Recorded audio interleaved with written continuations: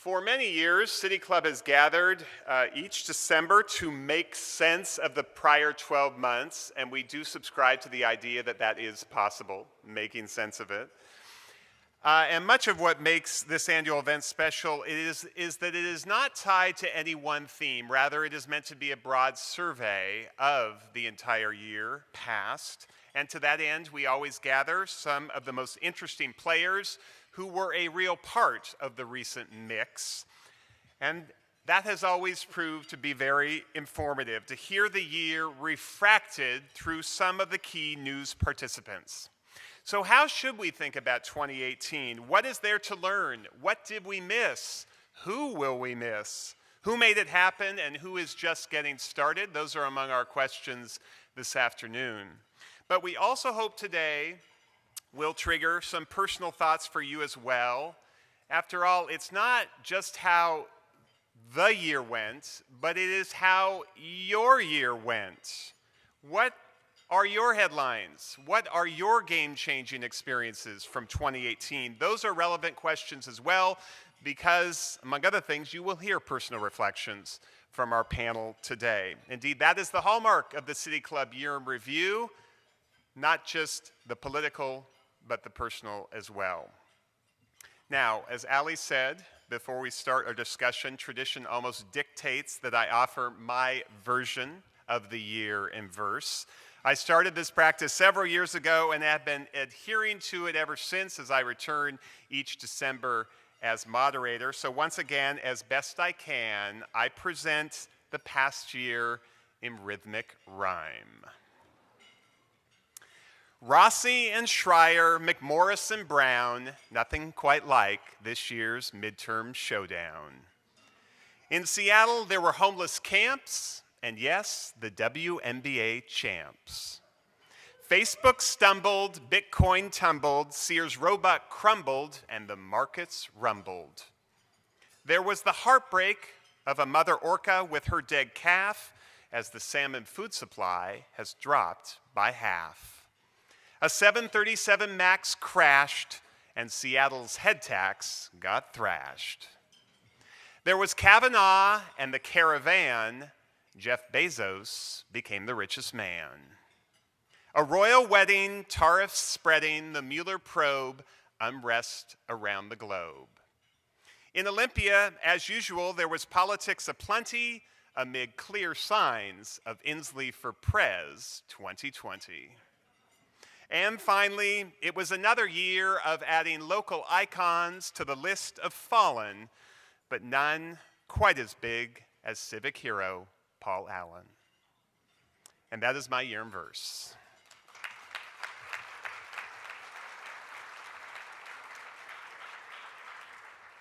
We are pleased today to welcome Colleen Echo-Hawk. She is the executive director of the Chief Seattle Club, which is dedicated to helping Native Americans and Native Alaskans who find themselves living on the streets. Echohawk is also a founder of the Coalition to End Urban Native Homelessness, and she was certainly part of the headlines earlier this year as co-chair of Mayor Durkin's Police Chief Search Committee. We are also lucky to have Keesha Gaskins-Nathan here. She has traveled all the way from New York to be with us today. Gaskins-Nathan is a leader in philanthropy as director of the Rockefeller Brothers Fund. Prior to that, she was senior counsel with the Brenner Center for Justice, focusing on voting rights, redistricting reform, and elections. Her experience has been seen across the country with regular appearances on the PBS's NewsHour, MSNBC, and with Bill Moyers. Caleb Heimlich also joins us. He is the chair of the Washington State Republican Party. In fact, he is the youngest state GOP chair in the country. He is 33. Heimlich has been with the party since 2011, serving both as executive director and chief of staff before being elected to the top position earlier this year with a landslide 70% of the vote. And finally today, we welcome Vanessa Pegueros. She is a cybersecurity expert and serves as vice president of DocuSign, a company that specializes in electronic exchange of contracts and signed documents. Pegueros held similar chief information security positions at US Bank and Expedia. Please welcome our panel.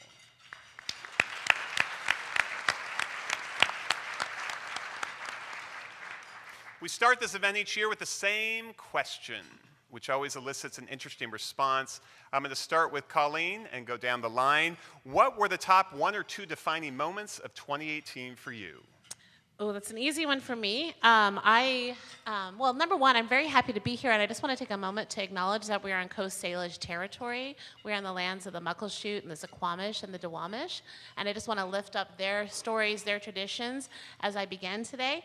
And my reflection actually directly relates to that. I am one of these people that generally is a very full of optimism. I'm a half glass, half full kind of person. And the smoke of the wildfires, and then the next week, the orca baby that died really impacted me in a huge way. It was one of those things that went so deep. I think I felt a lot of grief about climate change and a future and a desire to make sure that environmental justice is part of the work that I do, even as I work in homelessness, but it is all connected. And so for me, that was a very defining moment, and very clearly defining moment in 2018. Keesha, how about for you? You know, first of all, I want to say thank you so much for the invitation. Seattle is always such a wonderful place to come to. I'm always struck by the first time I was here, and people kept telling me that there was a mountain, like right over there, and I didn't believe them because you could never see it. And then finally on the last day, someone said, no, the mountain will come out, and it came out. I'm like, oh, it's there. And so I've never seen it since, but it is an amazing place. And so thank you so much for the invitation, and this is it's a big honor to be here. I think the 2 things that struck me the most about this year was the first was the 2018 midterm elections. The thing that was most important about the 2018 midterm elections was not so much who was elected, but how they were elected. The 2018 midterm election really reflected the power and energy of community, and certainly the power and energy of community over money. And that was something that we have needed to see in this country for a very, very long time, and this was just an incredibly and important moment. And I think that was a huge, huge moment for us this year, and that felt that very powerfully and very palpably. I think the other thing was also the impact of the climate report, and what our country is likely to look like over the next, we say things like 5 years, but in actually 60 months, right? Which I think makes it feel a little closer to me, and what that means to communities, what that impact is going to mean, what it means for displacement, who has power to make those decisions, what are the economic decisions, and who's going to get moved, and how those decisions are going to get made. And so those right now, I think, are 2 of the biggest things that are striking me. Caleb Heimlich. Yeah, I think obviously the 2018 elections was significant in our world and significant here in Washington State. I'm sure we're going to dive more into that. I think the second event that really stood out for us and speaks to the future of Washington State is the Seattle head tax. And I think the importance of having both sides represented in the conversation, of having people that are fighting for accountability, fighting for results, because the voters of Seattle did not have confidence in the city council in order to allow them to implement that tax. So I think as we're looking forward for across Washington State and in the city of Seattle, we're looking to make sure we're having both sides of that conversation represented. Vanessa. So I think the Equifax breach was a really turning point, and it actually highlighted to me the loss of control that we are all having as individuals around our digital identity, and how critical that is in our society today and going forward. I think that it has so many implications for privacy and other very critical items. And I think, although very technology focused, it does impact other areas across the boards socially. So that is probably the biggest, and I'd say the GDPR passage or the compliance that came in also related around privacy. I fundamentally think that privacy should be a fundamental right of individuals. I do tend to take kind of the EU approach on that. So those are the two that I would say. Another question we love every year, it's always fun. You ought to be thinking about this in your own minds too. What did you change your mind about this year? Briefly, I'm going to start with Keesha and then go down the range. Thank you. Yeah. What do I change my mind about? It's so hard. I'm so right about everything. Yeah. I like you. You know what I have to say I changed my mind about this year was ranked choice voting. Was what? Ranked choice voting. Briefly describe that for folks. Ranked choice voting is a system where you eliminate primaries and elections and you simply take candidates in a single election, and candidates are ranked. Voters can choose their first, second, and third choice, and it goes to a single ballot. And the opportunity then, oftentimes it's a cost savings. You have one election instead of two. And I had a big problem with ranked choice voting. I had a lot of challenges with it. I thought that it was not great for communities, underrepresented, underserved communities, mostly because when fundamental systems change, those communities often are not well educated, not well served by big structural changes. Certainly I'm from Minnesota, and Minneapolis has had ranked choice voting for a while. One of the things that big advocates have always said, that ranked choice voting works better for women, works better for people of color. That is not necessarily true. Particularly if you still have racially polarized voting, that is not necessarily the case. Ranked choice voting does not necessarily result in better outcomes for candidates of color. It does not necessarily result in better outcomes for women. It simply doesn't. The data doesn't reflect it. Where I have changed my mind was two reasons. One, ranked choice voting does seem to make people nicer to each other. That at the end of the day, candidates do behave better. The environment for elections is better, and therefore there is less hostility, there is less racism, there is less sexism. The kind of campaigns that we saw coming out of New Jersey, coming out of New York, coming out of the South, that called women names, that called candidates of color names, just didn't happen. The environment and the incentives are completely wiped out in a ranked choice voting context. And just how many places have ranked choice voting? Not that many. Maine passed it statewide. You've got the city of Minneapolis, you have the city of San Francisco, you have the city of Oakland. And so there's a few places that have very it. small movements, but maybe growing. It's actually growing very quickly. It's actually growing very, very quickly. And we're seeing lots of movement around the country, actually very, very quickly. And so we're seeing a lot more action. Caleb, where did you change your mind? I'm a Republican. I don't change my mind. No, just kidding. Two things, actually. We knew that. One was the Seattle arena. I was a big personal proponent of the SoDo arena and was kind of discouraged to see it moving that direction. But as the progress has been made and we're having a hockey team come, I'm excited about what's going on with the Seattle arena. And then the second one was, as the year went on, Jay Inslee for president. I did not think that was going to happen, but if you were to ask me today, I do think he's going to run. So I guess I changed my mind thinking that was going to happen. Vanessa. I think what I changed my mind about with all the politics in this country, and every time I turned on the television, some form of anger directed at one party or another. And then I realized that we actually in this country are doing a bad job on both sides. We are leaving behind a segment of our population who doesn't have access to technology and the wealth creation around technology. And I think that I, was blaming, one group over another. And I think what I changed my mind on is that it's actually all of our faults that this is going on, and we need to kind of tackle it together as an overall country. Colleen. So 4-ish years ago, I was at a conference, and I had a conference buddy. You guys ever had one of those where it's your friend that you meet there? And we did everything together, and we went to, I remember an 80s rock band concert that was there. It was super fun, and I was so happy 2 months ago when I was sitting watching the elections come in to see that very same person be elected to the halls of Congress, Sharice Davids. From Kansas. Yes, it was huge. I had a huge moment of screaming and freaking out because in my mind, because we live in a post-genocidal world in this country, I couldn't believe, really, even though I supported her, I couldn't believe she was going to get elected. And not only her, but Deborah got elected. And we have 2 women, Native women in the halls of Congress. And if you had asked me, I would not have believed that could have happened.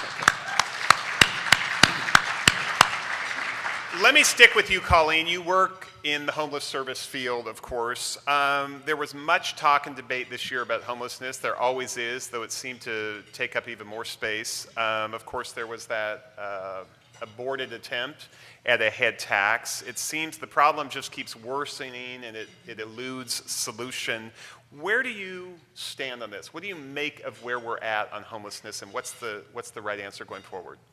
You know, we have, it's complex, and I'll say that there is not one answer. There are many answers on how we will solve for homelessness in our city, and I think that we are the city that should do it. We have wonderful people, we have brilliant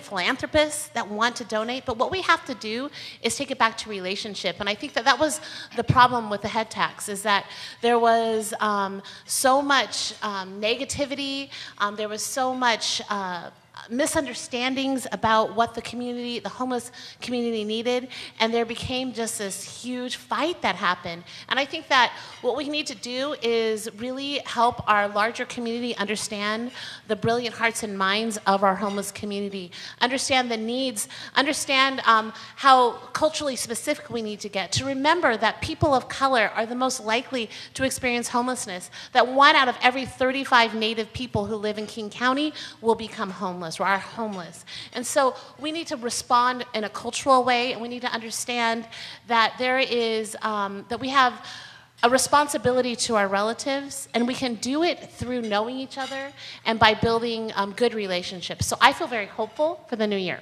You have talked about the need for more money. Mm-hmm. The head tax obviously was a fight about more money. Or you don't like the debate, but where were you on the head tax? So it's interesting. I believe that that government needs to provide more money for our homeless community. We cannot build enough housing that we need without the support of our government, and we need it. And I think that's clear.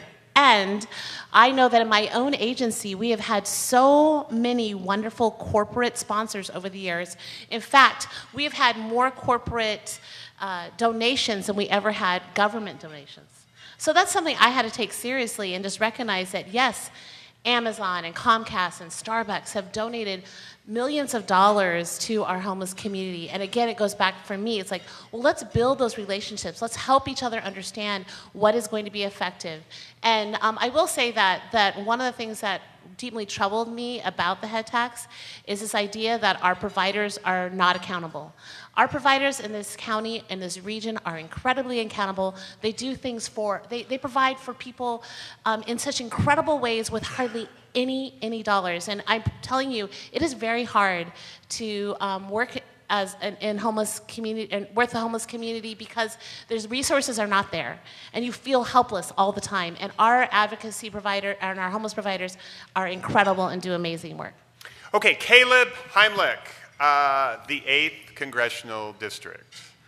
That was such a focus for both parties this year. It garnered national attention, I mean a ton of attention. It garnered a ton of money, $25 million overall spent on that race, one of the most expensive House races in the country. We never have the most expensive House races in the country, and we did this year. The GOP held that seat for 35 years since it was created. I remember it was created in 1982 when I was a student at Bellevue High School. It was a marquee, it is a marquee Puget Sound district. You know, I was thinking a lot of the other districts in Washington have switched, you know, even that McMorris-Rogers seat, even that 5th seat in Central Washington. They've kind of switched between parties over the last 35 years, but never the 8th. It was always in GOP hands. What happened? Yeah, I think this was clearly a pendulum swing election as you look across the country. I mean, Democrats gained 40 seats in the House, and there was certainly the natural swing of politics, and I think the 8th caught up in that. As you mentioned on the money side, Republicans were outspent 2-1. Of those 25 million, over 2 times as much was spent on the Democrat side, so certainly spending played a role in that.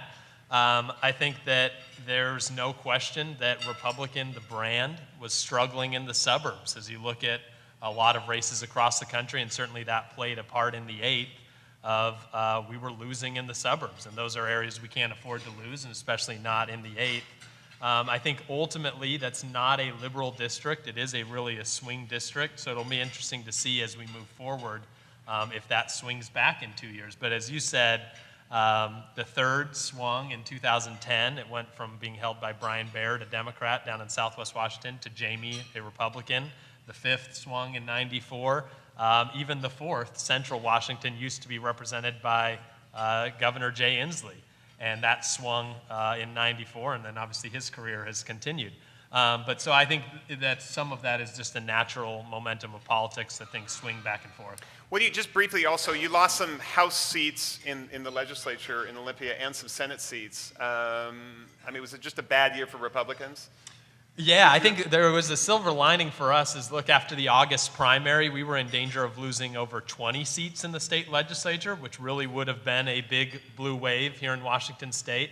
And from that primary, when in Washington state with our top 2 primary, 95% of the time, if you win in August, you win in November.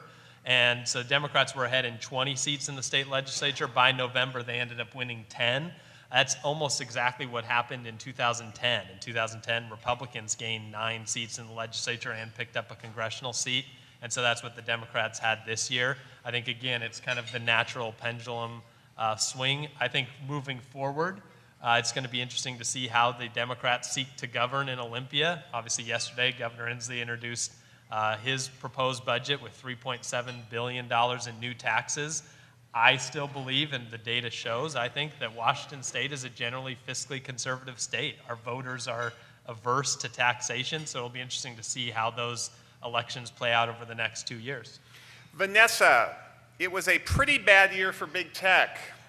Many tuned in. We watched Mark Zuckerberg in that awkward congressional testimony. Then last week, the CEO of Google had his turn. Are we entering an era where it's inevitable that these huge tech companies are going to get regulated? That's a big question in the sense that I don't think, it depends on what they're doing. I think the actions will become regulated and not necessarily the overall company itself. So going back to my comment initially, I think what companies are doing with customer data will have more and more regulation around it.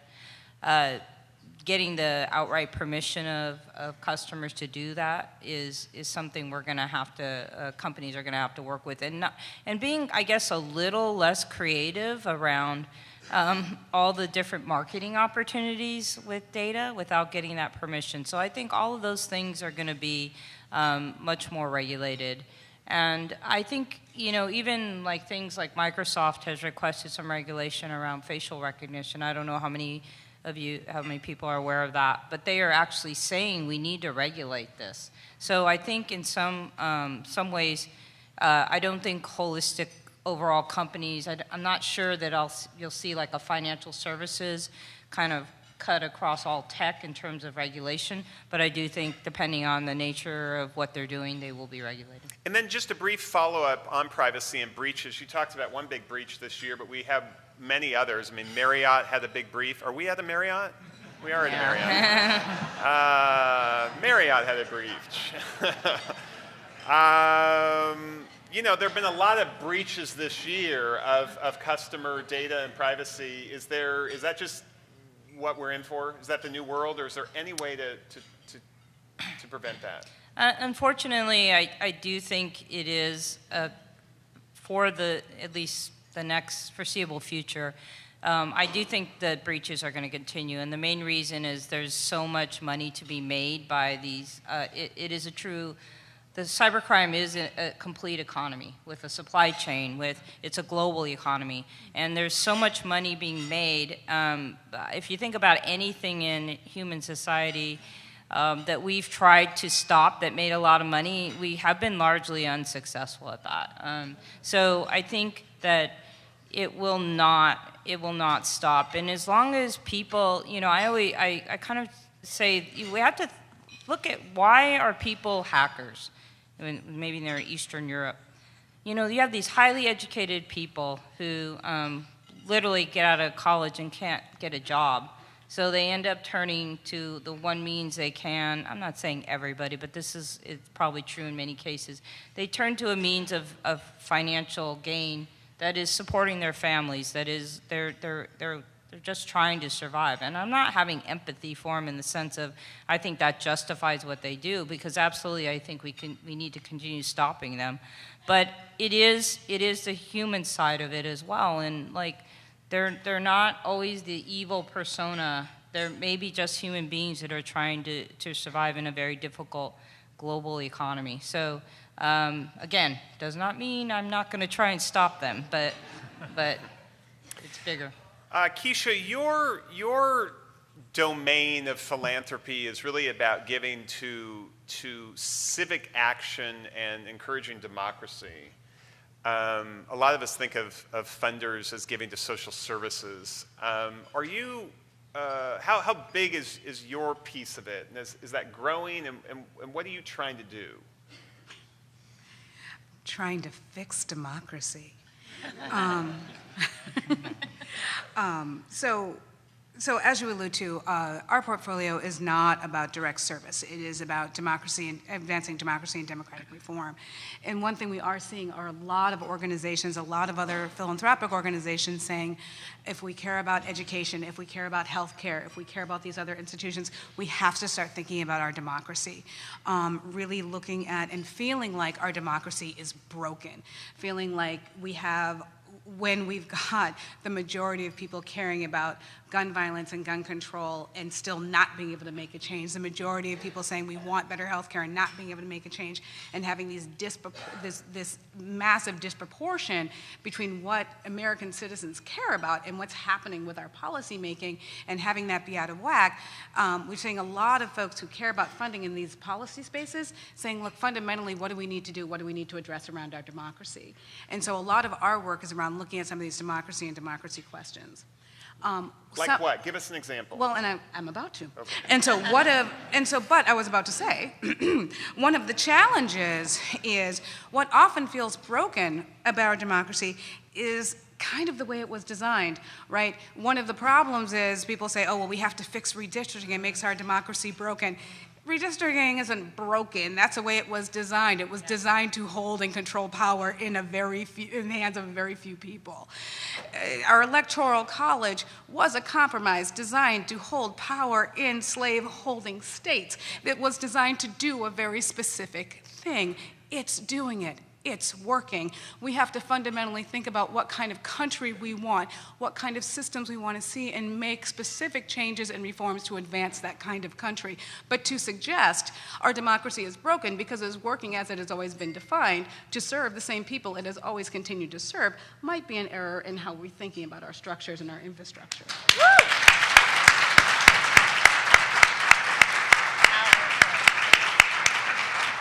So again, just to follow up, what kind of programs? Sure. So we do work on redistricting and redistricting reform. We do work on something very important coming up, and happy to talk about this later, and even afterwards, is our upcoming census in the 2020 census, which is going to be incredibly important for so many folks. We work on money and politics reform, and we have a whole section of our grant-making portfolio that is around a movement building for structural change. And we also look at our political economy. is something we also recognize, that we cannot look at changing our politics without recognizing what it means in our actual, in our economy and what that means for people as well. Okay, Colleen, there have been some troubling headlines in the news about Native American women and girls. Sadly, Seattle, I couldn't believe this, but it is true. We have the highest number of cases of missing and murdered Indigenous women and girls in the country. And Tacoma and other Washington cities are not far behind. What is going on?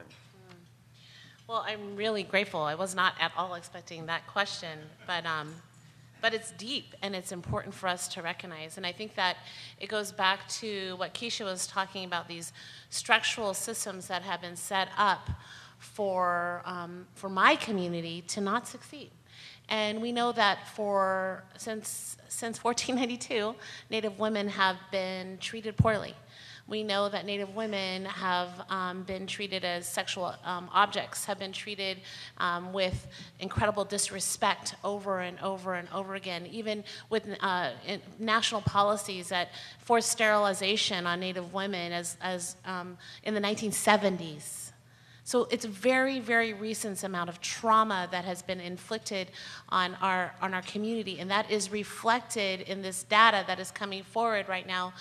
The Indigenous, or the Urban Indigenous Data Health Institute, which is led by my sister Abigail Echo-Hawk, has just brought forth this report, and we know that there is now action being taken. And to say why is so deep, because it is reflected in all of the systems that we're talking about that continue to perpetuate this idea that Native women are not enough, are not good enough. And now we see that because of those kind of systems, that many of our Native women and Native families don't want to report.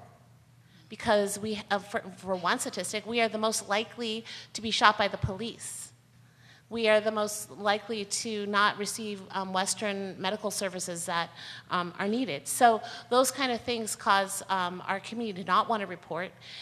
But we are seeing some really amazing movement forward with Native community leading the way. And I believe that we will see some of these numbers reduced in the future as we have Native leadership in our country and in our city moving forward. What do you suppose it is about Seattle, or is it just a higher percentage of Native women here, which accounts for that larger number? I think it's Can both. I jump in? Yes, please. I don't think it's unique to Seattle. I'm from Minnesota, and I know that the level of disappearance of Native women from the Duluth area and the number of reservations in northern areas has also been very, very high there as well. It is not unique. It is unique to Native populations because of all the nature and everything that we've been talking about, but I don't think it's unique to Seattle. I think it's unique to Native populations. I would totally agree. Thank you. Okay, a couple rapid fire questions. We'd like to mix these in. So, one word or a short phrase. That'd be tough. Not really even a sentence, just a short phrase. Vanessa, I'm going to start with you. What local or regional issue received too much attention this year? Oh, I got one.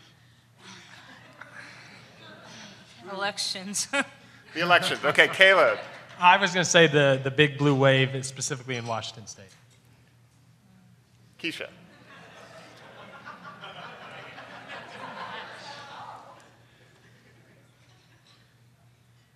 Trump. Colleen. I would say the same thing. I'm sorry, what? Trump. Okay.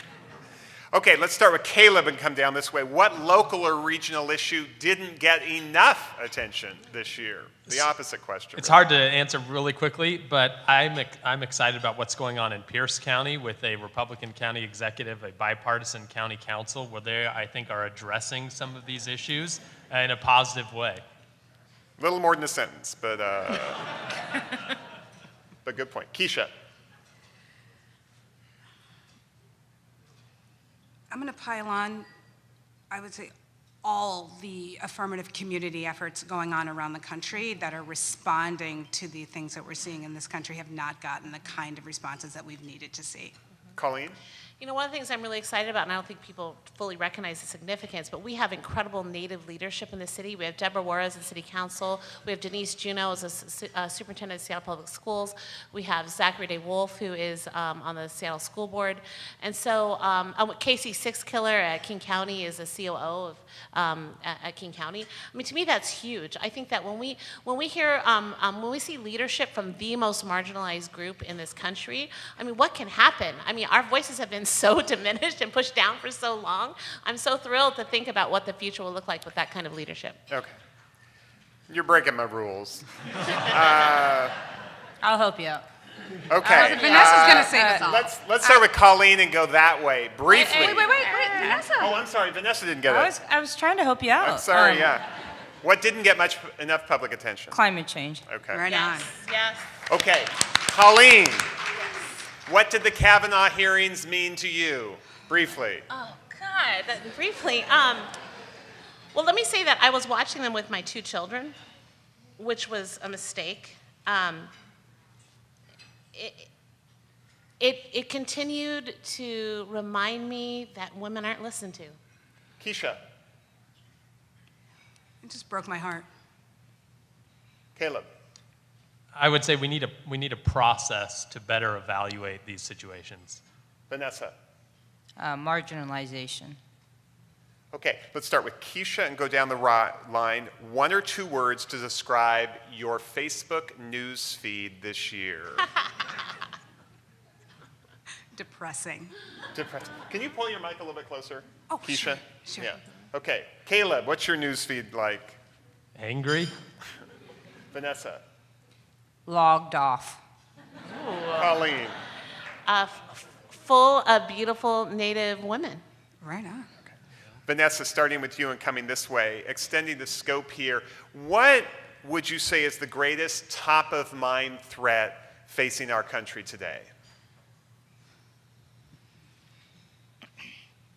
Honestly, I think it is climate change. I think we are fastly approaching a place we will not return from, and I believe every social issue we have should be talking about that. It impacts everything, and so that would. Caleb?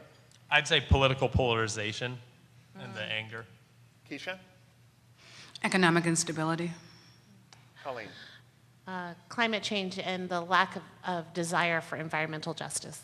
Okay, starting with Colleen and going that direction. Will you run for political office anytime soon? Not anytime soon. Ever? Ever? I'm not saying, I'm just not anytime soon, Okay. CR. Keesha? Not soon. It depends on what the definition of soon is. 5 years. Really? Caleb, you actually follow a long line, pretty long line of GOP chairs who have run for office. Of course, Susan Hutchison did, Chris Vance did. It seems to be what you do after you hold this position. I'll give you a maybe. Okay. We already Vanessa? know the answer, really. No. Okay, Colleen, let me start this round with you. You made a lot of news as co-chair of that police search committee. Your committee made a lot of news. It was an awkward process, to say the least. Ultimately, department veteran Carmen Bess was given that top job, but it was pretty messy getting there. I mean, at first she was on the list of finalists, and then she was taken off the list of finalists, and then she was back on the list of finalists. It seems that really put a cloud over her when she was ultimately given that job. Your thoughts on that process?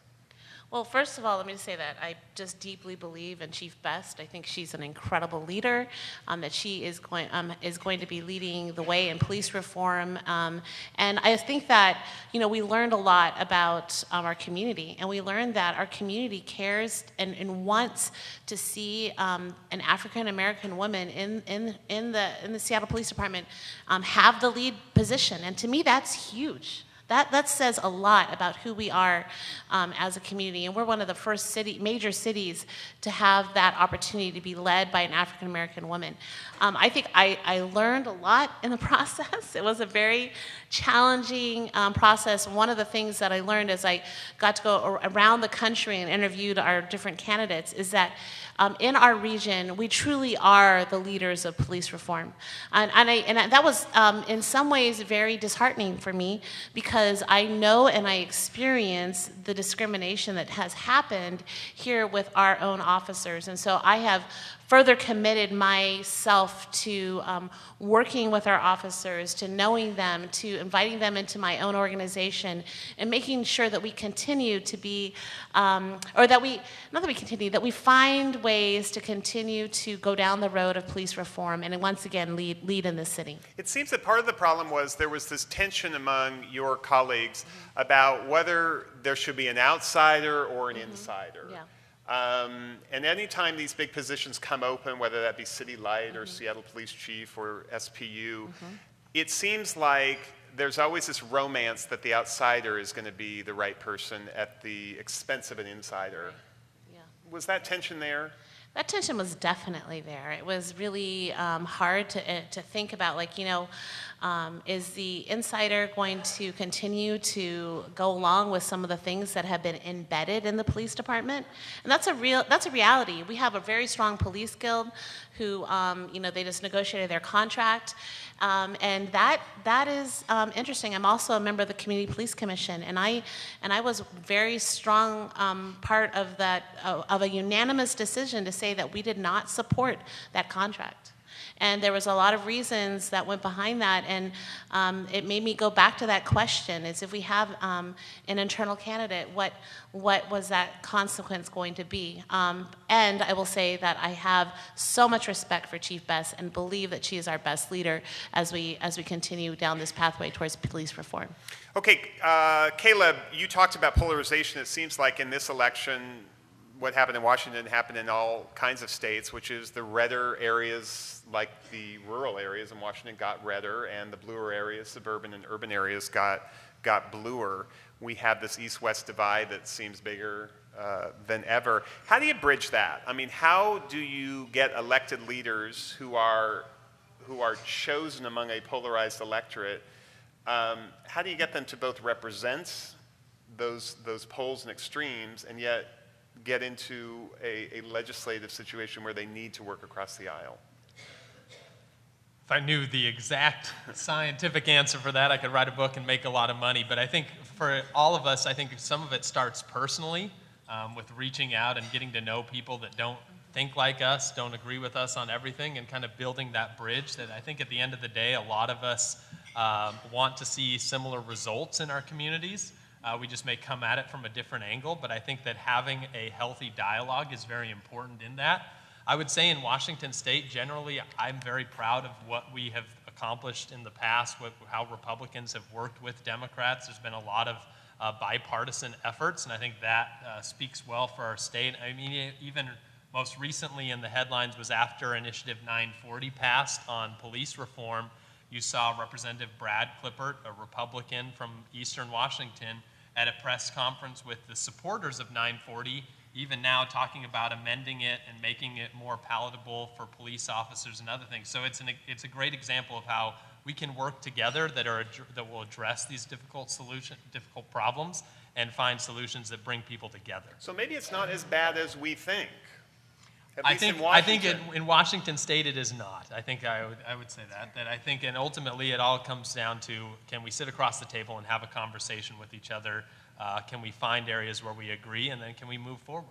Keesha, another election question. There was, of course, a lot of controversy and debate this past season about voting rights, voting suppression. You've spoken and written a lot about these issues. What is your takeaway from kind of the 2018 midterms? Sure. On those topics? So I want to, first thing I want to say is that there isn't any controversy. There's no controversy about the voter suppression questions, right? We actually have a lot of legal decisions showing that there was action to suppress voters in states all over the country. We know exactly what happened. We had court decision after court decision in Georgia, in Texas, in North Carolina, and South Carolina, all over the country where elected officials and and people acted to make it difficult for voters to access the polls. What we had on the other side was a lot of false statements and rhetoric about voter fraud that didn't exist. So while what I will entertain is a discussion about whether or not there need to be restrictions on access to the polls in the name of ballot integrity and what is voter suppression, but we should not be entertaining any suggestion that there's a voter fraud question versus a voter suppression question. There isn't. We do not have a voter fraud problem in this country. There isn't. There's no zombie voting. There's no dead people voting. There are not 3 million people who are not supposed to be voting. It's not happening. So that is a false dichotomy. It's not true. It isn't happening. So if we want to have a conversation about what's going on, let's have that one. The question about voter suppression is just, we do have a lot of challenges out there. We've got a lot of folks who are using a lot of power to limit access to the polls to hang on to power. It's this is it's an age-old tactic. It's what people do. And we're going to continue to fight. People are going to continue to step up, and as long as it keeps happening, we're going to keep continuing to push. It is unfortunate, but it is simply a political reality. Vanessa, your company has kind of been the vanguard for internet contracts and internet signatures. It seems as though we would solve a lot of things if we went to voting by the internet. I mean, part of the problem is it is hard in some places to vote. I think easier in our state because we have vote by mail. But part of what you have done is you've disrupted the paper industry, right? You've tried to eliminate paper by putting things online and making those transactions secure. Why can't we do that, or can we, with voting? Theoretically, we can. But the challenge is the government and the agencies running our voting systems don't have the resources, talent, or focus to truly secure online voting. I don't believe, I mean, look at all these companies who do have a lot of money and they're spending on security and they still have challenges. So I just don't fundamentally believe that we are mature enough within the government around security to move full force in that direction. And I do think that it's also a prime target for nation-state type of tax, which have a limited resources. If they really want to undermine our democracy, then they will do that through the online mechanism. So paper and poll voting are here to stay. I think for the foreseeable future, until we figure out how to, really put the right resources and focus on securing that. One other thing. May I jump in? Yeah. I'm so sorry. I think one of the important things. Don't be sorry. This is a panel discussion. I think one of the things that we have to do is we do have to have auditable paper trails in our elections. So whereas we don't necessarily need paper ballots, we do need machines that can produce auditable paper trails that can confirm a receipt as people vote. Right now, for example, in the state of Georgia, those machines did not produce any auditable paper trail. So there was no way of knowing post-election whether or not, there was no way to go back and retally the ballot should there be any dispute. To be fair, it's not just the government that's not capable of containing online, to secure online, billions of dollars gets stolen from the banking systems every year. That in fact, that online voting, we're just not ready. There just isn't sufficient security, and it isn't like banking. If we lose money, it can be insured, it can be put back. If we lose an election, it's gone forever, and there's no way of ensuring it. It's just, we're not there. Caleb, as party chair, it strikes me that you must love that we have this mail system. You look at other states and they're dealing with polls that, the cords aren't there and they don't work and you're dependent on volunteer workers. There are all kinds of problems with that. You must love our system. I do. I think we have a great system in Washington State. I think this year going to the postage paid, I think it's really lowered the barrier to participate. Your ballot shows up at your door. It's right there for you to fill it out, and then the post office will collect it and take it back in. So I am a big fan of our voting system in Washington State. Do we know, I mean, this was a special year, I think, because there was a lot more energy than a typical midterm, but did that free postage kind of bump up turnout? I think it might have a little bit. It's hard to quantify exactly. I mean, turnout was up across the country this year, which I think is encouraging. I mean, more people are participating in our process. So how much of it was national trends? How much was it more people engaged in the process? And how much of it was free postage? It's hard to break it down exactly, but I would think it probably had some impact. Okay, we've got audience questions. So if you have one or can think about one, there's a microphone there, so we're going to get to that in just a few minutes. You can start your way to that spot. Vanessa, one other quick question for you. The Trump administration, I'm sort of pivoting here to visas and sort of getting a little bit into the immigration question, but they want to prioritize for H-1B visas, a huge thing around here with a lot of tech firms. They want to prioritize applications from foreign workers with advanced degrees in American universities. Should we make the H-1B visa program more a meritocracy? It seems to be what the Trump administration is pushing for.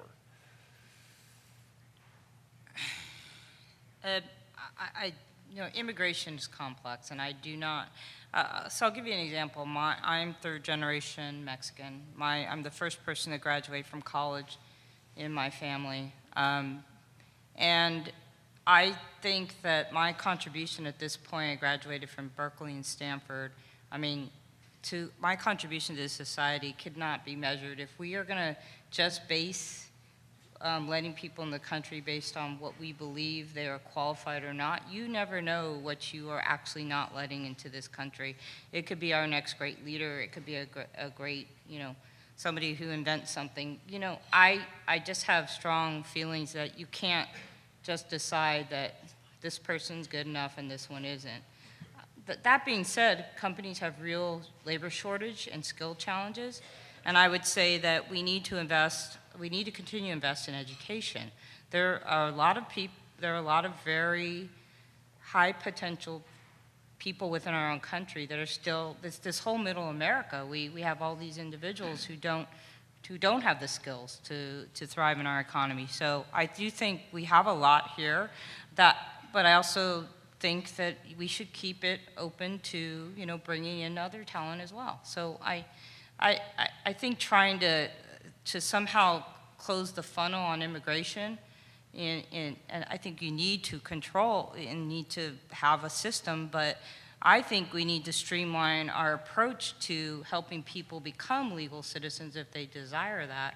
I don't think we should just say, oh, you're a bad group of people and we're not going to let you in. I wouldn't be here if that were true. So. Colleen, a follow-up for you on homelessness. We jump around here. That's what this is about. You and I were talking beforehand. It was pretty interesting. We talked about the one-night count and also just about the cleanups, homeless camp cleanups. Briefly, give me your response to those issues. Well, the point-in-time count, which happens every year here in Seattle, and it happens in every city that receives HUD dollars that go towards homelessness. I personally believe that this is a really shabby way to document our homeless community. It's really hard to actually get it right. I know that nationally the same conversation is happening, and so I tend to not go by those numbers. I think that as our system is getting more and more connected to good data, that eventually we will be better, we'll understand our homeless community based on the data that is represented through our homeless management information system. So I kind of it's not a great system. And I think everyone nationally knows it too. But the hard thing is that we use that number all the time. We reference it. In the point-of-time count, it was 12,000 people. In the point-of-time count, it was, so it's tough. What about the sweeps? Sweeps. So, I work right next to an area where we have some beautiful people who set up right there every single day. I see them. It happens to be also right in a place where I get off the bus. And they get swept pretty much every other day. Within 2 hours, they're back. And I just feel like that is a complete waste of our taxpayer dollars. Like, there has to be a better system. Do I think that's an appropriate place for them to be? No, because it really impacts our transit system. There's some really big health and safety concerns. So I just think that we can do better as a community to support and love our relatives who are experiencing homelessness. But that is not the best place for them. And we need to find an effective way to ensure that they have better resources and better places to go. Okay, 3 quick rapid fires before I get to the audience, starting with Vanessa. What was the most troubling visual image for you in 2018? Oh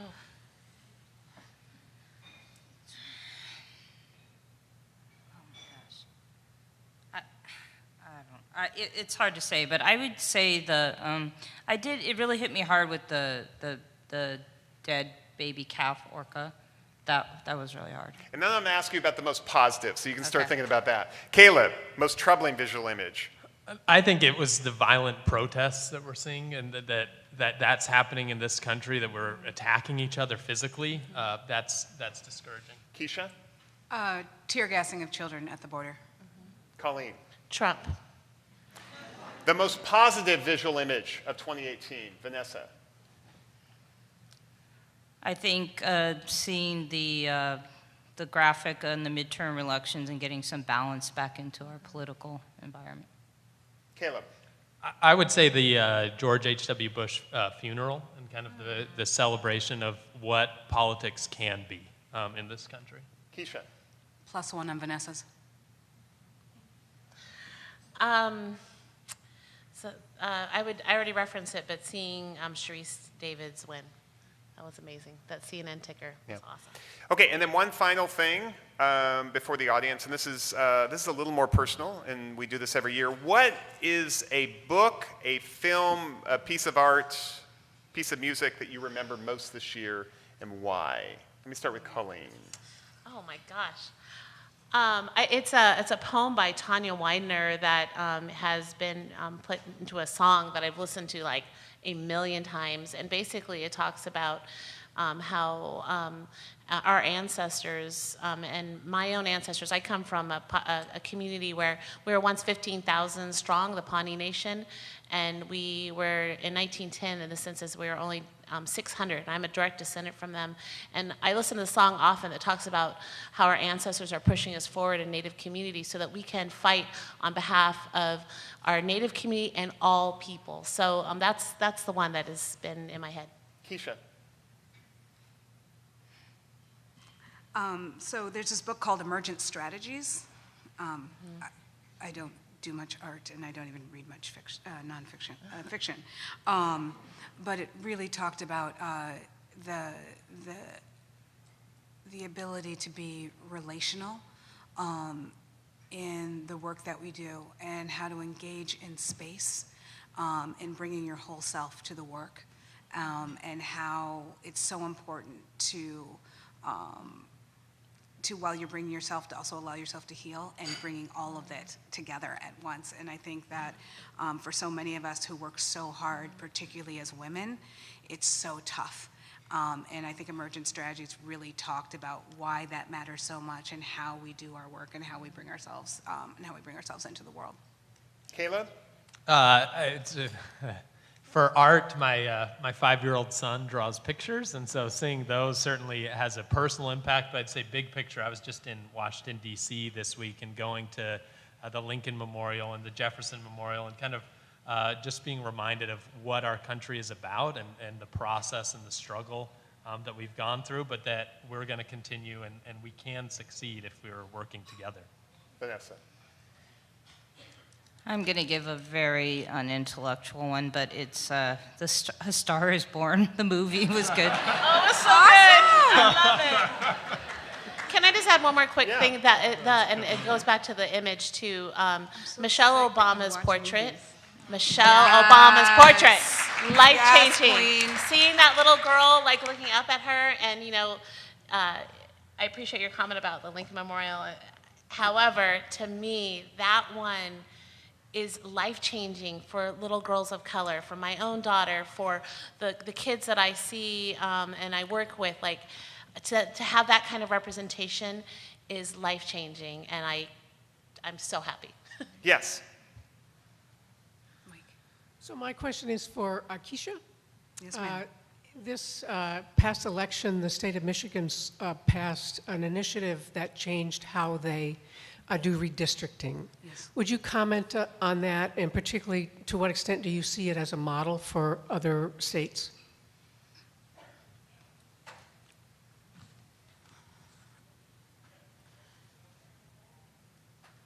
I think that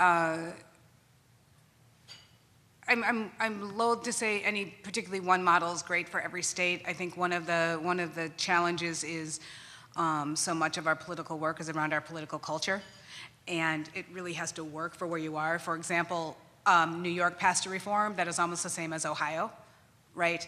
And in fact, if anyone thinks the New York State Legislature is going to act with the same amount of restraint as the Ohio State Legislature, I have a certain bridge to sell you from New York.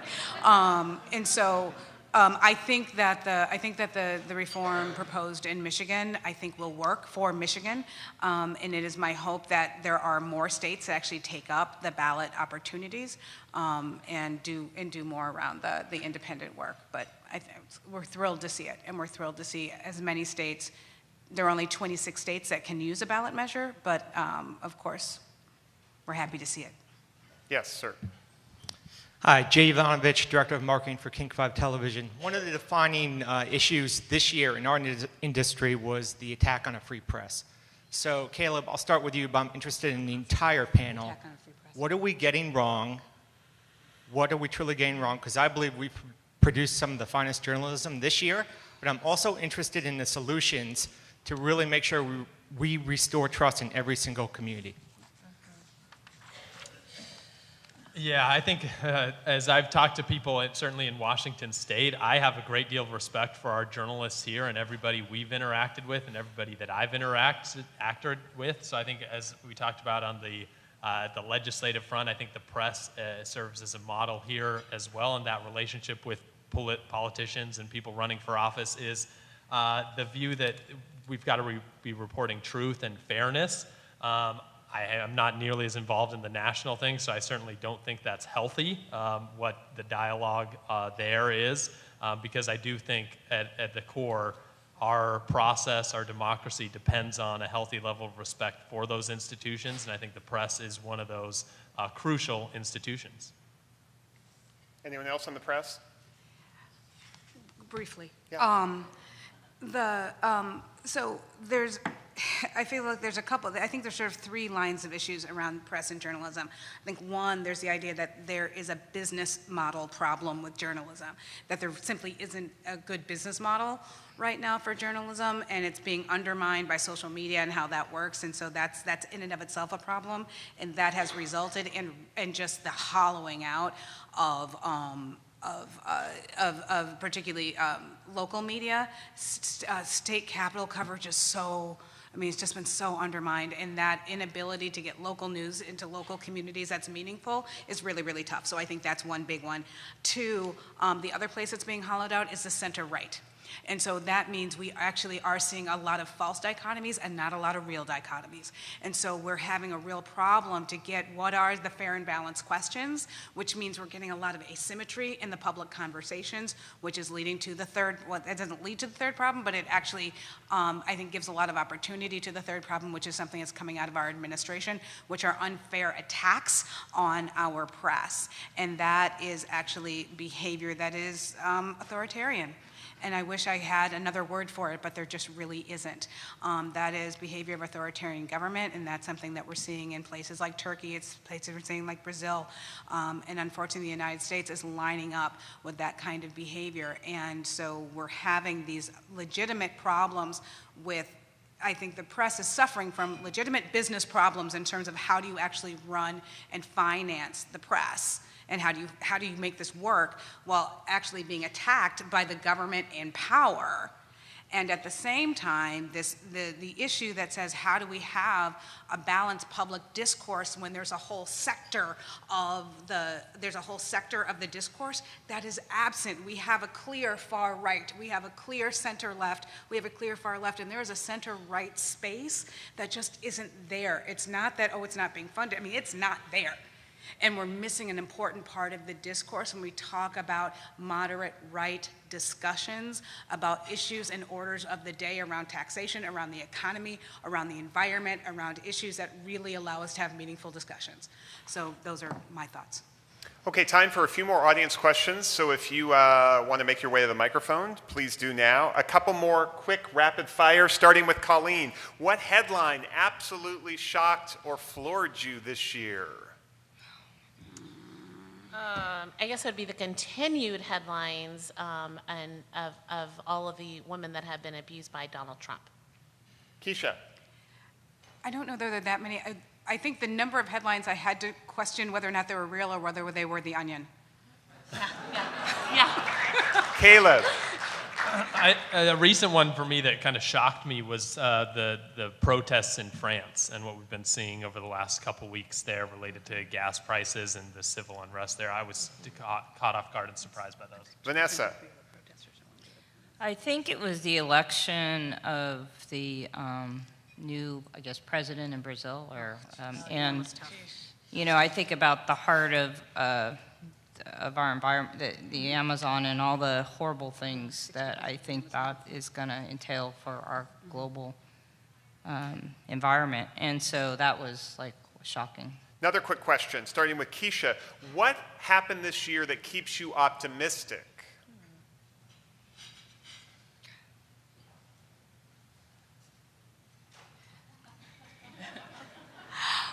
There were a lot of actually great things that happened this year, but I would say that of the, I want to say, I'm not going to get this number right, but I want to say of the 340 women that ran for office, of which 75% were women of color. For statewide or congressional office, 80% won either their office or their primary race. Caleb. I would say just the elections in general. I mean, we have a political process. We still live in a free country. We have elections. Those elections matter. The results of those matter. I think, and that's encouraging to me that we have a process that's going to govern how our country is ruled moving forward. And we're going to have elections in this year and then in 2 years, and those matter. Vanessa. Sorry. The question. What are you optimistic about? Optimistic about. I think that what was interesting is the rule that California passed around having at least one female board member on public companies. I thought that was a really big step. Colleen. I'm excited about communities of color coming together to collaborate and build coalitions together. Yes. So something that's been the top of mind for me is climate change, and a few of you spoke about that today. Vanessa specifically, you spoke about the next 60 months and what that will entail for municipalities and governments to start thinking about, and how that gets written into what corporations need to be, or are regulated to do. As an individual, what can you offer as advice if I'm not currently involved in my work isn't in that space? How can I affect change or drive initiatives within my own company or communities to get involved? Who wants to take that? I'll just start by saying that, I think for everybody employed in an organization or a company, to do DocuSign, I'm not sure how many of you know this, but it was started as a green initiative in Seattle to get rid of paper. The headquarters is in San Francisco now, but that was one of the great things. We actually keep track of how many trees we saved by people using DocuSign. So I think it's a hidden gem on marketing that we haven't quite tapped enough. But I do think it's take part in your company's social responsibility and climate change is important. I mean, I'm the recycle, at home, it's horrible, but my entire family dislikes me to some extent because I'm always like, recycle that, wash it first before. I mean, it's the little things, and we all feel like it's not like a huge impact, but if all of us are doing that and all of us are, it's a huge impact. So I just say, and the other thing I'm looking for is one of the things I'm thinking about is how do we enable through technology helping organizations that are doing good things like working with climate change or social issues, how do we utilize artificial intelligence and machine learning to start enabling those organizations more to bring efforts together, to pool resources? I think that's a huge area where technology could contribute to empowering a lot of these organizations that are struggling with that kind of stuff. Anyone else with a brief response?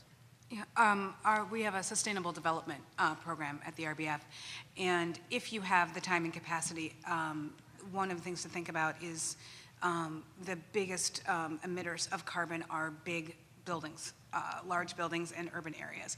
So as you think about being able to participate in any public hearings or system, zoning is actually really big, making sure any new construction, rehab construction, all these things are done in green ways, and looking at emissions from large big buildings, large big commercial buildings are some of the biggest emitters out there. So as you think about looking at standards for how these new buildings are built, it will make a difference. Yes. My name's Ross. I'm troubled by the cultural and political divide in the country, and so in continuing to think about how does this country pull together in a way that we can move forward, be it on democracy and other things. I've thought about that when the fires happened in California, maybe we should move all these Blue Coast people to Wyoming and change the electoral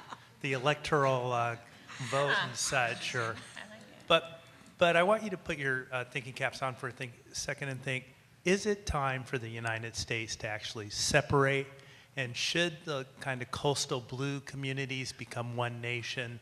And I'm serious because, how do I get my mind around having some comfort with the state of Mississippi that elected a person to be their their U.S. senator who, is so out of whack with what many people in the state of Washington, not everybody, Caleb, I acknowledge, believe. So is it time that we separate? And put your thinking caps on and answer that question. Don't worry about Supreme Court precedents, what would, continue or et cetera. But should the United States stay together?